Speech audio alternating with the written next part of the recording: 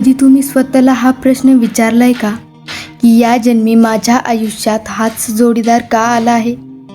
जगात असंख्य लोक आहेत, पण माझ्या आयुष्यात हीच व्यक्ती का आली आहे?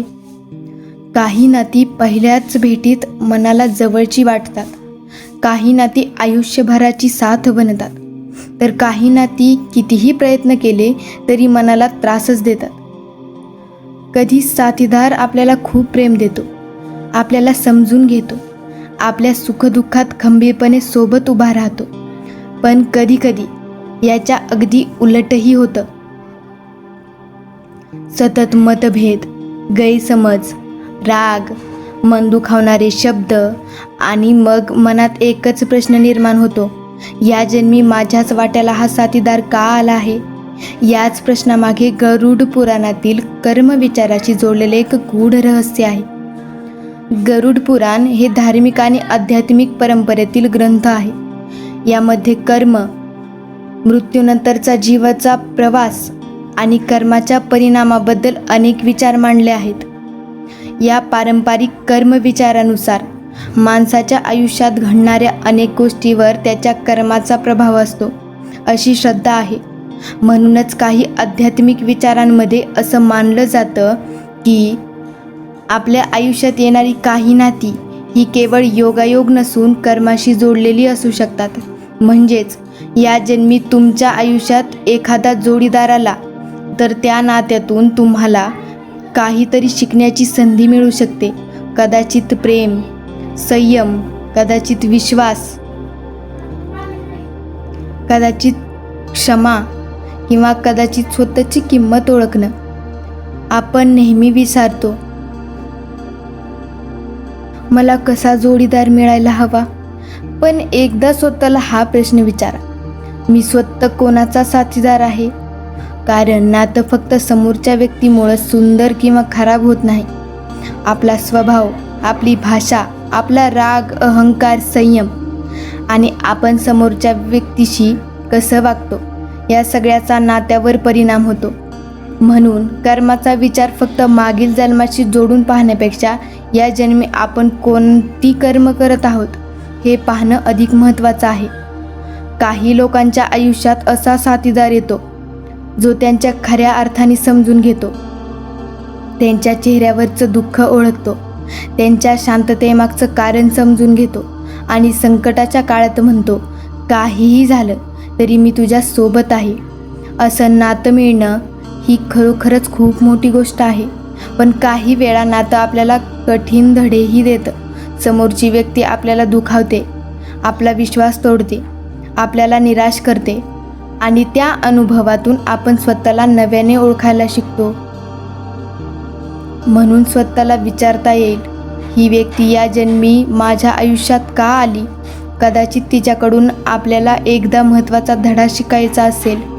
पण याचा अर्थ असा अजिबात नाही आहे की चुकीचं वागणं, अपमान किंवा हिंसा सहन करणं हे फक्त कर्मच आहे.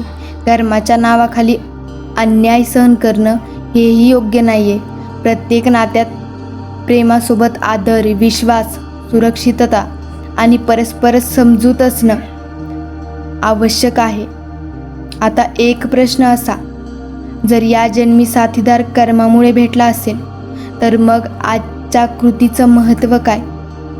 इथेच या विचाराचा खरा अर्थ समजतो. दोन व्यक्ती एकत्र आल्या, पण त्याचं नातं पुढे कसं राहील ते त्यांचं आजच्या वागण्यावरही अवलंबून असतं. एकमेकांचा आदर केला, एकमेकांचं बोलणं ऐकलं, चुका झाल्या तर त्या मान्य केल्या, गैरसमज झाले तर संवाद साधला आणि कठीण काळात एकमेकांची साथ दिली तर नातं अधिक मजबूत होऊ शकतं. म्हणून एक गोष्ट कायम लक्षात ठेवा, कोणीतरी आपल्या आयुष्यात का आलं याचं उत्तर कदाचित आपल्या हातात नसेल, पण त्या नात्याशी आपण कसं वागतो हे आपल्या हातात तर नक्की आहे. कधीकधी आपण साथीदाराच्या चुका मोजत बसतो. तो मला समजूनच घेत नाही, तो माझं ऐकतच नाही, तो माझ्यासाठी काहीच करत नाही. पण एकदा स्वतःकडे पहा, आपण समोरच्याला किती समजून घेतो? आपण त्याचं बोलणं किती शांतपणे ऐकतो? आपण रागाच्या भरात बोलताना शब्दाची काळजी घेतो का? आपण समोरच्याच्या स्वप्नांचा आदर करतो का? आपली चूक झाली तर आपण माफी मागतो का? कारण नातं टिकवण्यासाठी फक्त प्रेम पुरेसं नसतं. प्रेमासोबत समजूतदारपणा, विश्वास आणि आदरही आवश्यक असतो. गरुड पुराणातील कर्मा विचारातून एक महत्त्वाची शिकवण आपण घेऊ शकतो. आपल्या कृतीचे परिणाम असतात. आपण एखाद्याला प्रेम दिलं तर त्या व्यक्तीचा प्रेमाचा परिणाम नात्यावर होतो. आपण सतत समोरच्याला दुखावलं तर त्याचाही परिणाम आपल्या नात्यावर होतो. आपण विश्वास तोडला तर नात्यात अंतर निर्माण होतं आणि आपण विश्वास जपला तर तेच नातं आयुष्यभराची ताकद बनू शकतं. आता आणखीन एक गूढ प्रश्न. या जन्मी आपल्या आयुष्यात आलेली प्रत्येक व्यक्ती आपल्यासोबत कायम राहण्यासाठीच येते का? कदाचित नाही. काही लोक आयुष्यभर आपली साथ देतात, काही काळासाठी आपल्या आयुष्यात येतात आणि काही लोक आपल्याला नंतर आपल्या आयुष्यातून निघून जातात.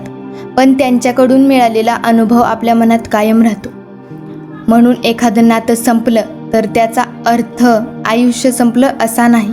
कधीकधी एखादं नातं संपल्यानंतरच माणूस स्वतःला नव्याने ओळखायला सुरुवात करतो. म्हणून प्रत्येक नात्याकडे एक शिकवण म्हणून पहा.